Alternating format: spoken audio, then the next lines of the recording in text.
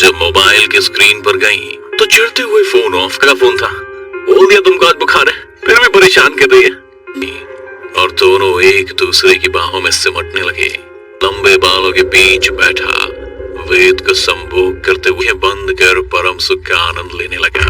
सुबह सुबह का वहां क्यों रह कर वेद को बस कृति का ही ख्याल सता रहा। और दिन भर के काम के बाद जब ऑफिस से छूटा तो सीधा रास्ते में मोगरे के फूल गजरा जो कृति को बेहद पलवा।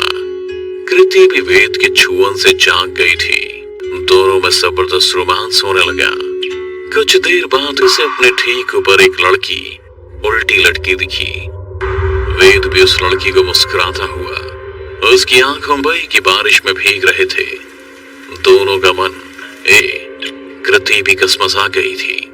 उसने वेद को कृति सीधा बेडरूम में चली गई और दरवाजा बंद कर लिया। लड़की निकल के वेद के सामने खड़ी हो गई। वेद बस चेंज कर लूं? ड्रेस चेंज करके कृति उसे लहराना। अभी तो थोड़ी देर पहले ही वो हाथ छुड़ा के भाग गई थी, जैसे उसे उत्तेजित कर रही थी।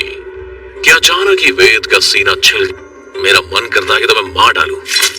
इतना कहकर वेद कृति के सिर्फ बाल हैं जिन्हें ले जाकर उसने अलमारी की तरह और उसके आंसू पूछने लगी। वेद ने भी कृति का मारा। नहीं, कभी नहीं जाऊंगी। मैं कहाँ जा रही हूँ? तुम कृति को गहरी नींद में सुलाने के बाद वेद ने बाहर गई। शायद वो खून था। वेद ने तुरंत एक अपना ही मांस खाती दिखी। वेद एकटक उस लड़की। वेद ने पहले खिड़की डिलीवरी बॉय ने अपनी नाक से कोड़ते हुए कहा, साहब, आपके घर में बिल्कुल अंधेरा रहता है। सच कहूं तो मुझे आपके पीछे गिलती है। तो ये रूम फ्रेशर वगैरह मारने का ना साहब। डिलीवरी बॉय दरवाजा बंद कर लिया। वेद अभी टेबल पर खाना लगा ही रहा था। कितना वक्त हो गया ना, हम दोनों को एक साथ बाहर डिनर। कृति भी उसकी बाहों में सिमटती ही चली जा रही थी। वेद ने तुरंत ही प्लेट खुद से दूर की और कृति को बाप और फिर बंद हो गया। एक लंबे रूम वापस घर आया तो बहुत सारे डियो परफ्यूम स्प्रे रहा था। फिर रोज की तरह वेद ने अपने लिए खाना ऑर्डर किया। लड़की बैठी अपने ही पैर नोच नोच कर खा रही थी। खास करके हम खिलाए और एक लाइट तो जला लेते। इतना कहकर जमीन खिसक गई क्योंकि जिस लड़की को वो ढूंढ रहा था मेम साहब अंदर ही है। अपन समझ गया साहिब, पक्का शायद। तुरंत दरवाजा बंद किया और जाकर कृति से लिपट कर बालों वाली लड़की भी वेद से लिपट खून के आंसू रो रही थी। हो गया। अगली सुबह संडे था। वेद बाजार आ दिया। कुछ दिन गुजरते रहे। वेद का कृति से बात करवाओ और वेद का यही जवाब होता, को देना, खुद खाना, ऑफिस चले जाना, शाम को। वेद ने जब दरवाजा खोला तो सामने नतांदर चली आई और कृति को आवाज लगाते हुए कहा। जोर से चिल्लाने से वेद चिढ़ गया था पर उसने मिला था। इतना कहकर वेद बेडरूम के अंदर गया। तभी नताशा दरवाजा खटखटाने लगी। नताशा की बात सुन वेद को याद आया कि उसने तय नजर कृति को ही ढूंढ रही थी और अचानक ही उसकी नजर फ्रीजर में छुपी हुई है। पर जैसे ही नताशा ने फ्रीजर खोला बीच कृति की लाश बिछी हुई थी। एंजाइम्स की जिस्म बदबू मार रहा था। नताशा कुछ समझ पाती। आजा, I am really very very sorry. Ved एक ट्रॉली वेद कार में रखकर कहीं बाहर जा रहा था। घंटों मामले की गंभीरता को भाप पुलिस भी तुरंत वे के आसपास दिखाई दे रही थी। पुलिस जब नताशा को लेकर उस पूरा कब्रिस्तान छानने के बाद वेद कृत को पुलिस के हवाले कर दो। पुलिस कुछ नहीं करेगी, नरमी से पेश आएगी। कोई कहा, प्लीज मुझे मेरी कृति के साथ रहने दो। नताशा फिर भी वेद के थोड़ा और करीब जाती है। लौट आओ वापस। नताशा की बात सुनकर बालों वाली लड़की कृति की लाश पर बैठ खून के आंसू। लंबे बालों वाली लड़की कोई और नहीं, आज भी बेइंतहा प्यार करता था।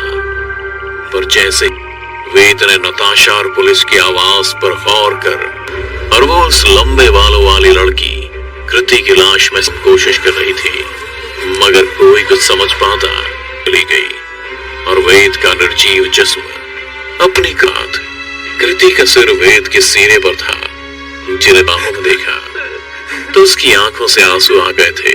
वो बाईपास सर्जरी होने के बाद भी कृति को तीसरा अटैक आने कृति का ऑफिस जाना भी बंद करवा दिया था। मगर उसकी एक दूरी के कारण उसकी बीमारी थी और जिस बात का डर थी दोबारा उठ भी ना सकी और मौत का सदमा। और आखिर इसी पे इंतहा प्यार के पागलपन में अभी सब्सक्राइब करें डोरो टीवी हॉरर हिंदी। और अगर आप चाहते सकता है अगली रूह कपा देने वाली कहानी आपकी हो। जब मोबाइल की स्क्रीन पर गई तो चिढ़ते हुए फोन ऑफ का फोन था। बोल दिया तुमको आज बुखार है, फिर भी परेशान कर रही है। और दोनों एक दूसरे की बाहों में सिमटने लगे। लंबे बालों के बीच बैठा वेद को संभोग करते हुए बंद कर परम सुख का आनंद लेने लगा। सुबह सुबह का वक्त क्यों रह रहकर वेद को बस कृति का ही ख्याल सता रहा। और दिन भर के काम के बाद जब ऑफिस से छूटा तो सीधा रास्ते में मोगरे के फूल गजरा जो कृति को बेहद पुलवा। कृति भी वेद के छुअन से जाग गई थी। दोनों में जबरदस्त रोमांस होने लगा। कुछ देर बाद उसे अपने ठीक ऊपर एक लड़की उल्टी लटकी दिखी। वेद भी उस लड़की को मुस्कुराता हुआ उसकी आंखों मई की बारिश में भीग रहे थे। दोनों का मन कृति भी कसमसा गई थी। उसने वेद को कृति सीधा बेडरूम में चली गई और दरवाजा बंद कर लिया। लड़की निकल के वेद के सामने खड़ी हो गई। वेद बस चेंज कर लूं? ड्रेस चेंज करके कृति उसे लहराना।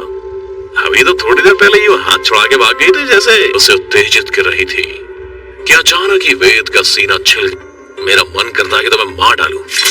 इतना कहकर वेद कृति के सिर्फ बाल हैं जिन्हें ले जाकर उसने अलमारी की तरह और उसके आंसू पूछने लगी। वेद ने भी कृति का मारा। नहीं, कभी नहीं जाऊंगी। मैं कहाँ जा रही हूँ? तुम कृति को गहरी नींद में सुलाने के बाद वेद ने वार गई। शायद वो खून था। वेद ने तुरंत एक अपना ही मांस खाती दिखी। वेद एकटक उस लड़की वेद ने पहले खिड़की डिलीवरी बॉय ने अपनी नाक से कोड़ते हुए कहा, साहब आपके घर में बिल्कुल अंधेरा रहता है। सच कहूं तो मुझे आपके पीछे खुलती है। तो ये रूम फ्रेशर वगैरह मारने का ना साहब। डिलीवरी बॉय दरवाजा बंद कर लिया। वेद अभी टेबल पर खाना लगा ही रहा था। कितना वक्त हो गया ना, हम दोनों को एक साथ बाहर डिनर। कृति भी उसकी बाहों में सिमटती ही चली जा रही थी। वेद ने तुरंत ही प्लेट खुद से दूर की और कृति को बाप और फिर बंद हो गया। एक लंबे रो वापस घर आया तो बहुत सारे डियो परफ्यूम स्प्रे रहा था। फिर रोज की तरह वेद ने अपने लिए खाना ऑर्डर किया। लड़की बैठी अपने ही पैर नोच नोच कर खा रही थी। खास करके हम खिलाए और एक लाइट तो जला लेते। इतना कहकर जमीन खिसक गई क्योंकि जिस लड़की को वो ढूंढ रहा था मेम साहब अंदर ही है। अपन समझ गया साहिब, पक्का शायद। तुरंत ही दरवाजा बंद किया और जाकर कृति से लिपटकर बालों वाली लड़की भी वेद से लिपट खून के आंसू रो रही थी हो गया। अगली सुबह संडे था। वेद बाजार आ दिया।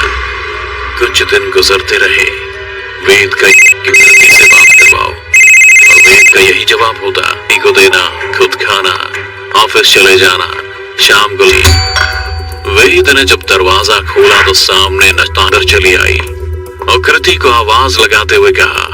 जोर से चिल्लाने से वेद चिढ़ गया था पर उसने मिला था। इतना कहकर वेद बेडरूम के अंदर गया। तभी नताशा दरवाजा खटखटाने लगी। नताशा की बात सुन वेद को याद आया कि उसने तभी नजर कृति को ही ढूंढ रही थी और अचानक ही उसकी नजर फ्रीज में छुपी हुई है। पर जैसे ही नताशा ने फ्रीजर खोला बीच कृति की लाश बिछी हुई थी। एंजाइम्स की जिस्म बदबू मार रहा था। नताशा कुछ समझ पाती। आजा, I am really very very sorry. Ved एक ट्रॉली वेद कार में रखकर कहीं बाहर जा रहा था। घंटों मामले की गंभीरता को भाप पुलिस भी तुरंत वे के आसपास दिखाई दे रही थी। पुलिस जब नताशा को लेकर उस पूरा कब्रिस्तान छानने के बाद वेद कृत को पुलिस के हवाले कर दो। पुलिस कुछ नहीं करेगी, नरमी से पेश आएगी। कहा, प्लीज मुझे मेरी कृति के साथ रहने दो। नताशा फिर भी वेद के थोड़ा और करीब जाती है। लौट आओ वापस। नताशा की बात सुनकर बालों वाली लड़की कृति की लाश पर बैठ खून के आंसू। लंबे बालों वाली लड़की कोई और नहीं आज भी बेइंतहा प्यार करता था।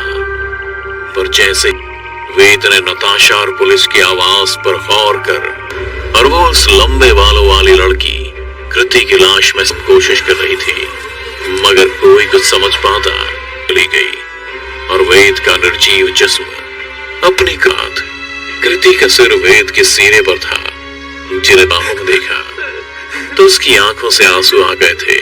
वो बाईपास सर्जरी होने के बाद भी कृति को तीसरा अटैक आने कृति का ऑफिस जाना भी बंद करवा दिया था, मगर उसकी एक सरी के कारण उसकी बीमारी थी और जिस बात का डर थी दोबारा उठ भी ना सकी और मौत का सदमा। और आखिर इसी बेइंतहा प्यार के पागलपन में अभी सब्सक्राइब करें डोरो टीवी हॉरर हिंदी।